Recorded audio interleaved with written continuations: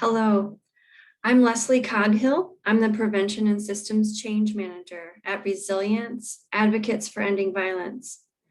Our organization is dedicated to addressing domestic and sexual violence in Ottawa and Allegan counties. Today's session is on respectful relationships and exploring the relationship spectrum. We're going to do three things today.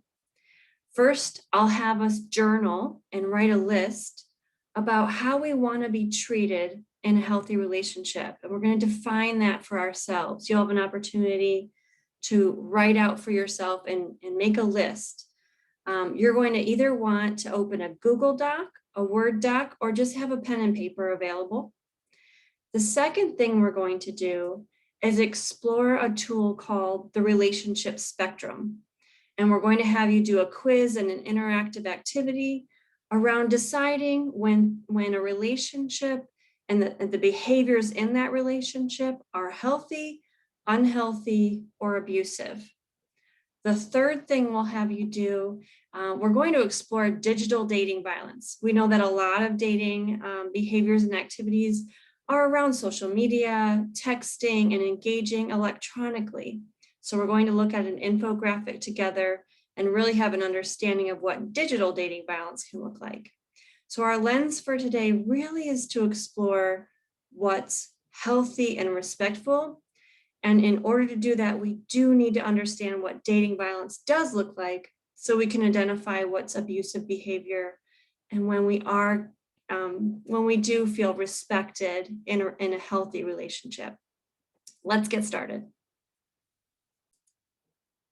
Okay, so the first thing we want to do is think about how you want to be treated in a healthy relationship. And when we think about healthy relationships, it's not defined by the absence of abuse, just that, we're not getting hit in the relationship or, it's not abusive, but it's defined by the presence of the things that we do want, the presence of supportive, affectionate, caring behavior that allows each of us in a relationship to feel respected and treated like an equal partner in that relationship.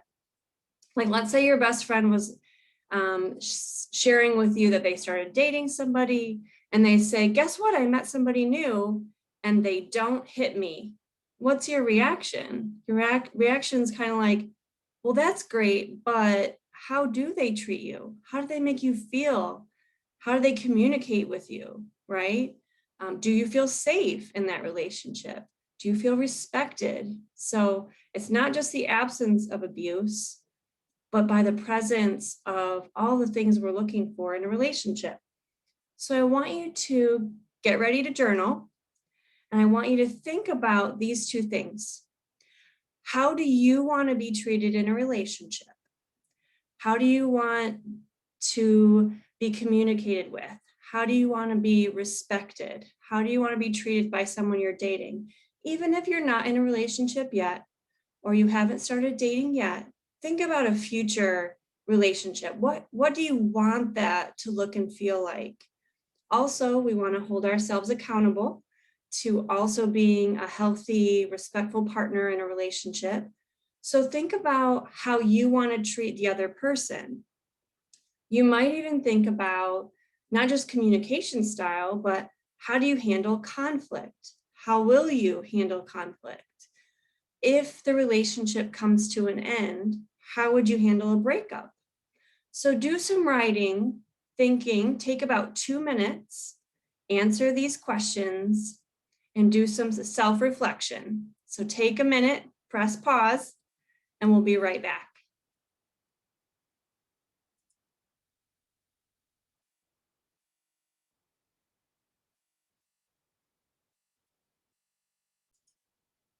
All right, so look over your lists. If you're in a group together, you might be able to talk about what's on your list. But if you're just tuning in yourself, let's take a look and compare what you might have said, okay? So when we know what the red flags are, we know what dating abuse looks like. We know when we're feeling disrespected, and we call those red flags. things that indicate that a relationship is unhealthy and abusive. Those are red flags. All the things you just reflected on, we're going to call those green flags, things we want, right? So some of your lists, some of your answers might have been around these things.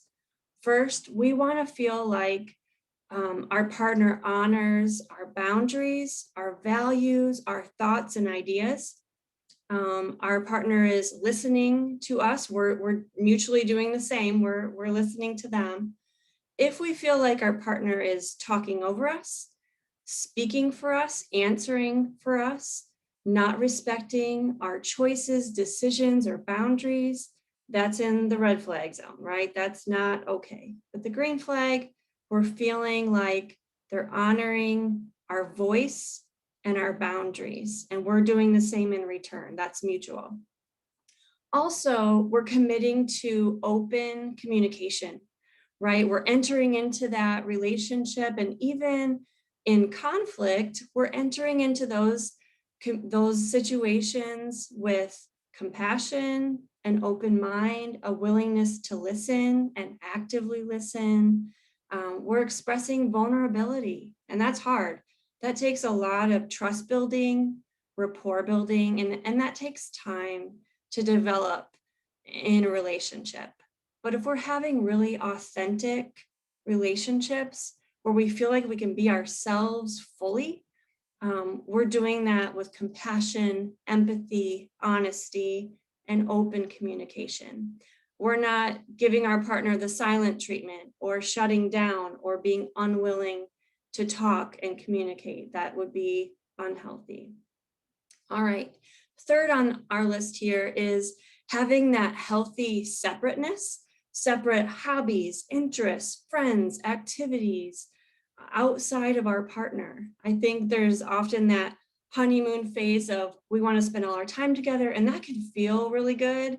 Like that attention, that time feels good, but it's okay not to be connected at the hip.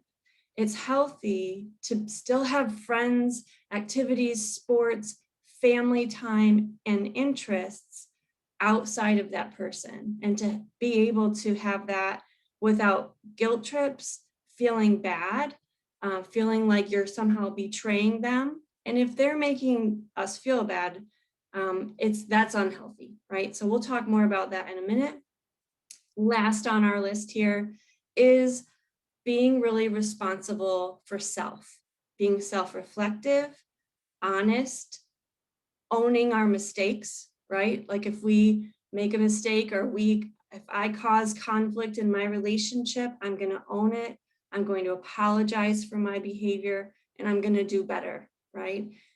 So really being responsible for self. Okay, we're going to use this, and now we're going to look at the relationship spectrum of how relationships can move from healthy to unhealthy to abusive, and then you're going to do an activity around it. Okay, all right, here we go. So when we look at healthy, we just talked all about it. And you might look back at your list. You might have said things like you want healthy communication, respect, support, trust, honesty in a relationship.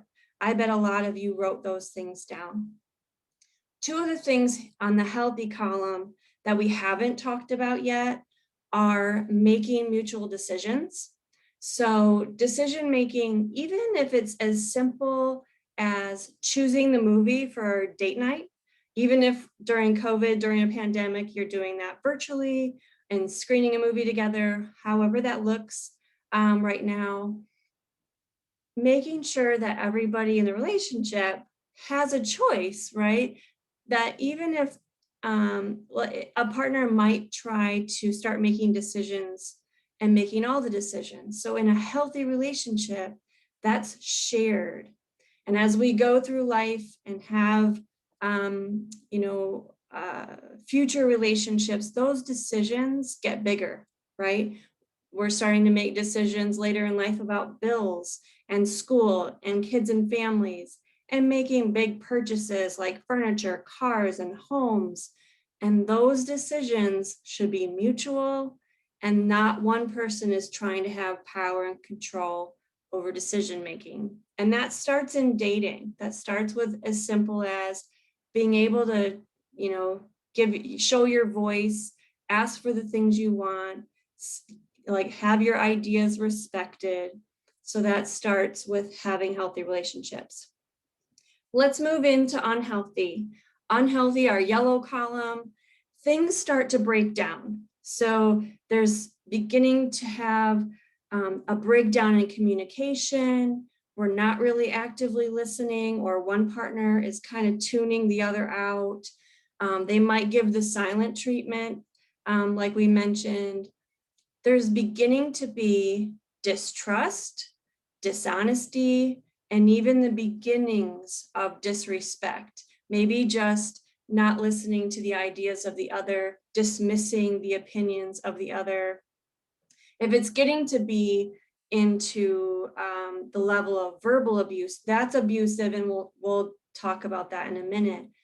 But the beginnings of like breaking down healthy communication, one person is beginning to try and have power and control.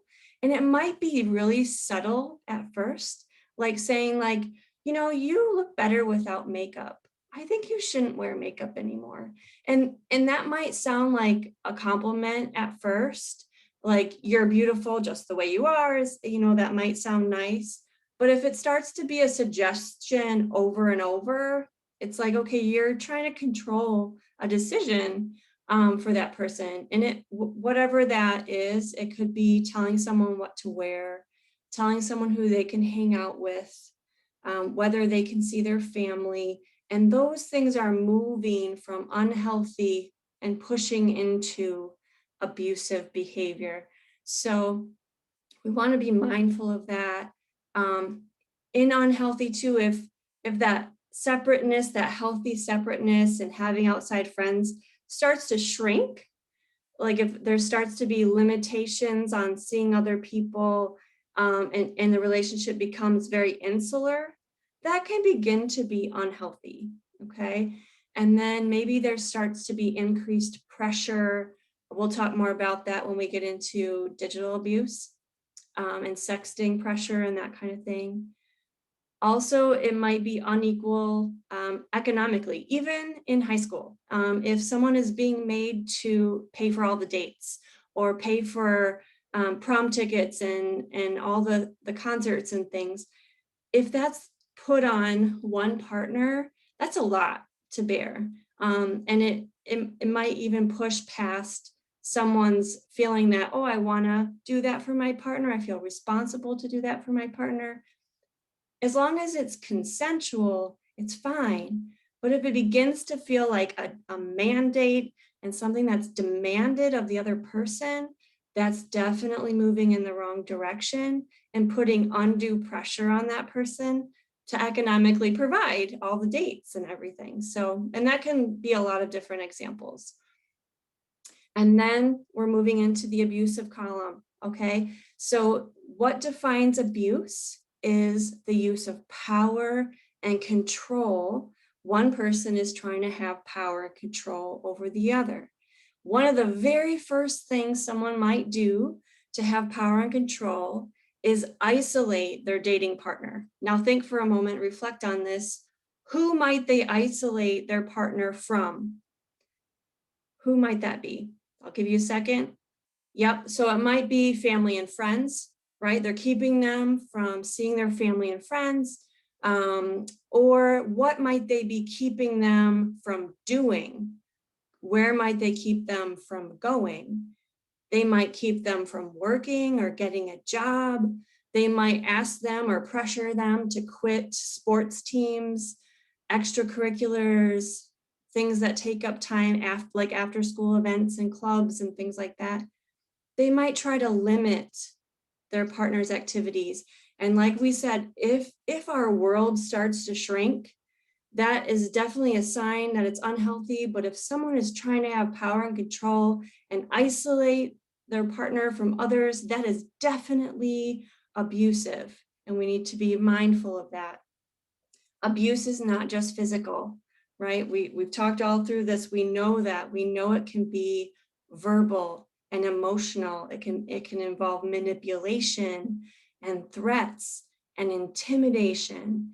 And so a lot of these fall into that. So that mistreatment, threats, think about, and maybe write in your journal, go back to your page or where you were writing, think about what that intimidation and threats might include, right? A threat to what?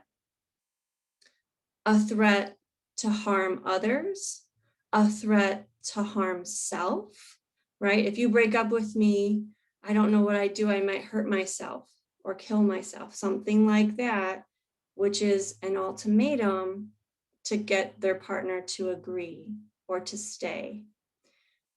And maybe they're not accepting the end of a relationship. Maybe there is a breakup and they're not accepting that. That's a use of power in that situation. I think we covered most of these things. Oh, denying their actions. One thing that the harm doer or abusive partner will do is they won't own their own behavior. They'll blame the other person. They'll deny that the abusive event happened. I didn't do that. I don't remember that happening. So they're not owning their own choice to be abusive, okay? So in a nutshell, that's our relationship spectrum: healthy, unhealthy, abusive. I'm going to have you click on the link. We're going to provide that to you, and you can follow along and do the activity, the quiz. So here we go. Give me just a second.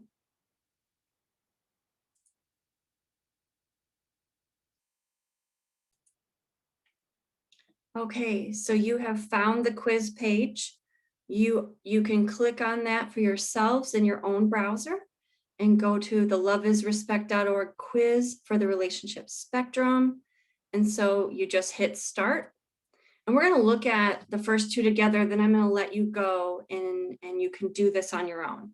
So you're going to see scenarios like the first one. Your partner tells you how special you are and how much they care about you. Where does this fit on the spectrum? I think we can all agree, yes, that it's healthy, right? So we're going to say healthy, and then an explanation comes up for each one, letting you know where your answer fell with the majority of people who take the quiz and what the recommended answer is. They'll give you some information. So I'm gonna, okay, we'll continue. We'll do one more. Your partner uses a name or pronoun that you don't like, but stops using it once you correct them or ask them not to. Do you think that's respectful, healthy, unhealthy, abusive? Let's say healthy. That even though they did it once, they listened to that feedback and corrected the behavior. If they kept doing it, would you have answered differently? Yeah, I probably would have said unhealthy, right? And if it becomes a problem, it could, go farther down the spectrum. All right, I'm gonna let you take the next 3 to 5 minutes and go ahead and keep taking the quiz. Do as many of these scenarios that you'd like. And I want you to think about, if you get to one that is hard for you, if you're like, I'm not sure if it's unhealthy or abusive, I'm kind of on the line, we can talk about that as a group. All right. Have fun with that. We'll be right back.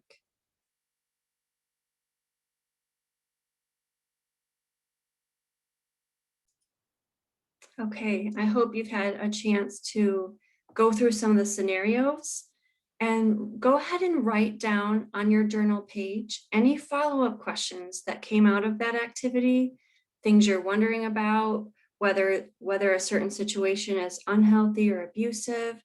Any follow-up questions, go ahead and write those down, and we can try to address those at the end when we meet.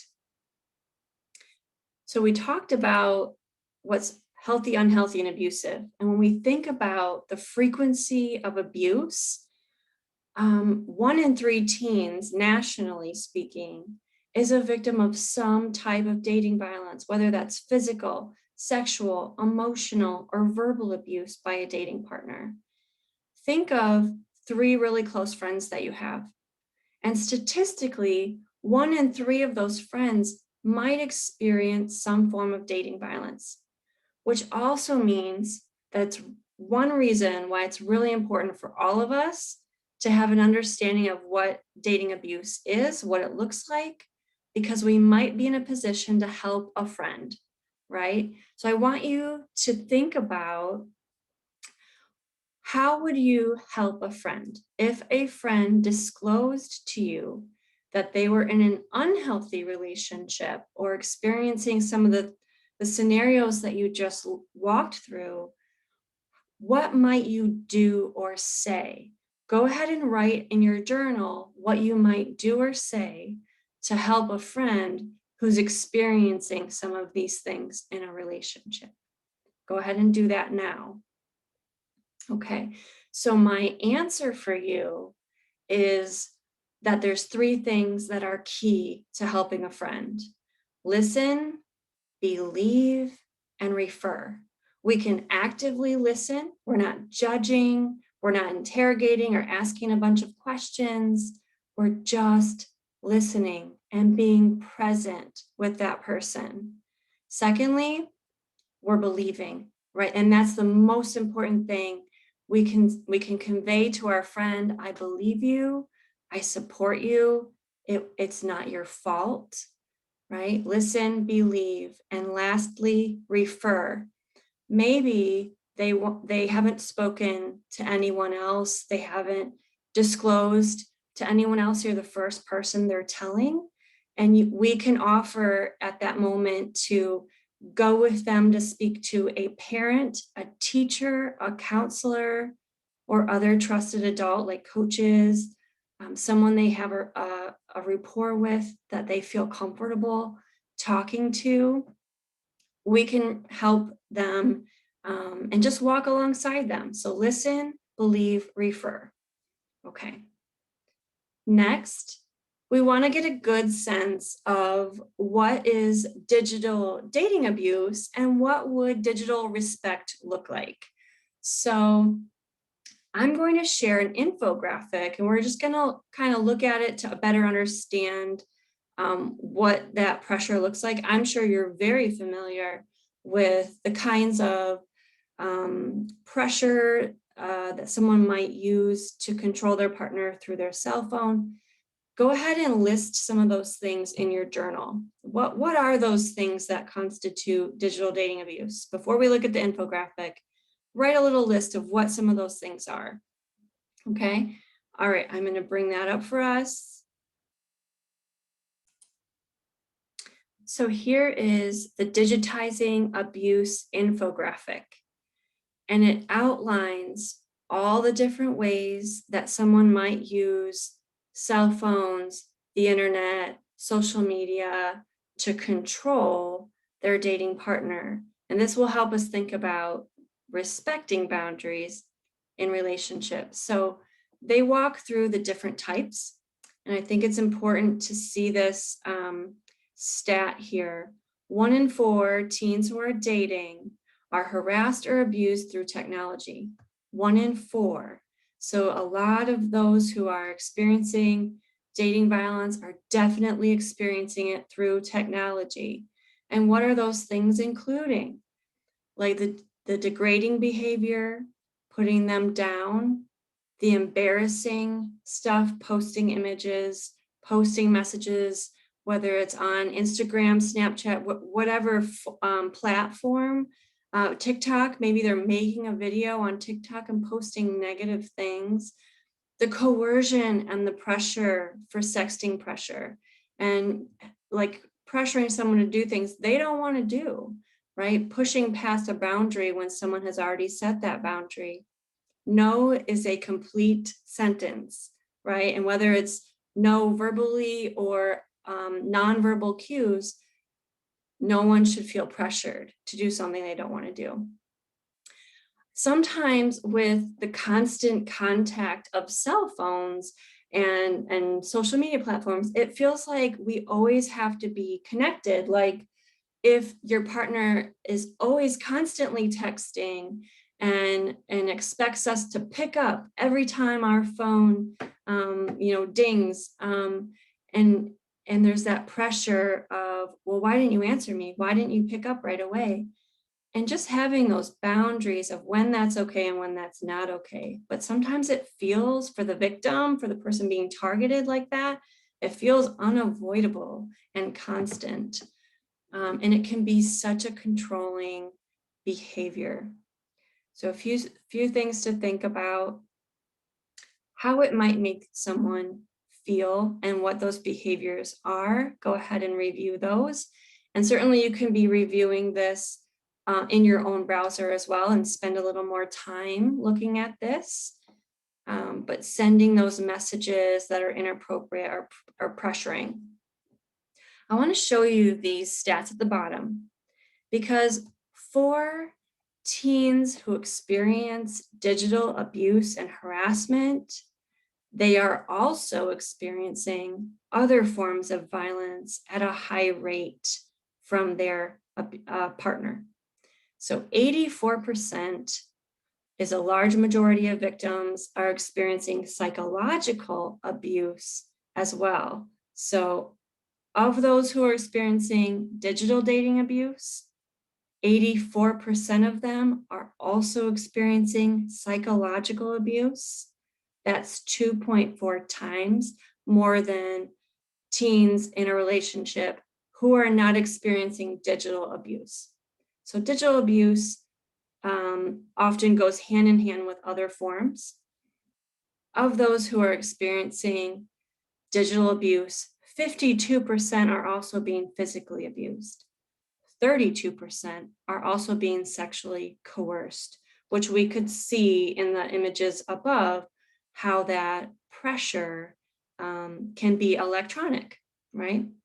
So go ahead and keep looking through that, and consider sharing this with peers and parents, and continue to have conversations about this. Okay, we're going to go back to our PowerPoint here.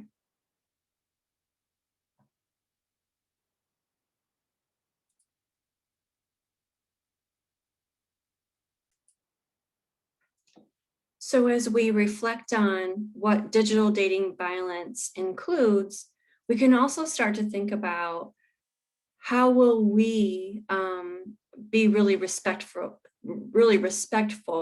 through digital communications. So I want you to be self-reflective here. Think about, how will you use digital respect? What are the boundaries you'll have around digital respect? Here are some ideas. And so when we think about, when we look back at the infographic and the pressure on there and the disrespect of boundaries, it's pretty clear, right, that respecting boundaries is huge. And so not pressuring someone for passwords to their social media accounts, respecting that privacy. I think we would all want that in a relationship, to feel respected. So often in an abusive relationship, in a controlling relationship, a partner might demand, who are you texting? Show me your phone, show me who you're talking to, which is very controlling and not appropriate, not fair. So making sure that we're respecting our partner and respecting their time and separateness as well. Like my example on the screen of, if your partner is saying, hey, what are you doing? And it's like, well, I'm spending time with my family or friends. And they're like, cool, awesome, rather than giving a guilt trip, being angry, why don't you want to spend time with me? Like if they're going into the manipulation mode, obviously that's not healthy, right? So thinking about how we will be respectful, how we will honor those boundaries, respecting our partner's wishes, and even respecting family rules like curfews. Maybe our partner needs to put their phone away at 8 o'clock or 9 o'clock because that's a family rule. Maybe in their household, we're not allowed to sleep with our phone under our pillow, and we have to put it in the kitchen in the council or something like that. So respecting family rules about those things and respecting boundaries.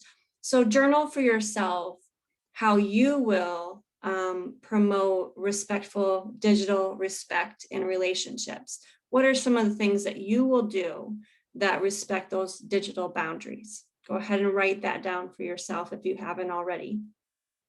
Awesome.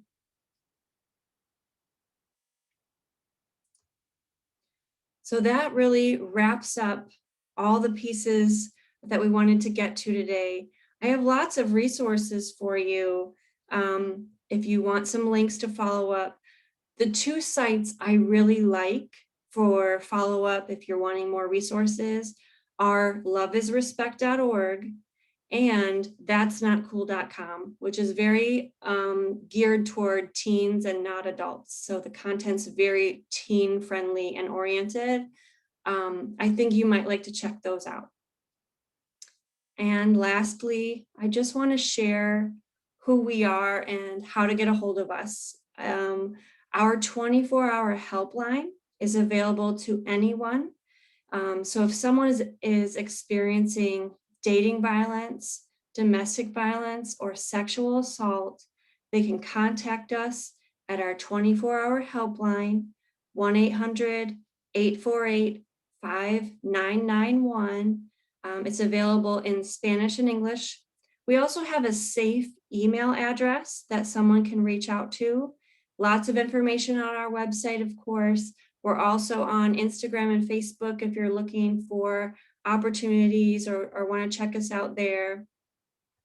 It was really nice to talk with you today. Have a great rest of your day. Bye.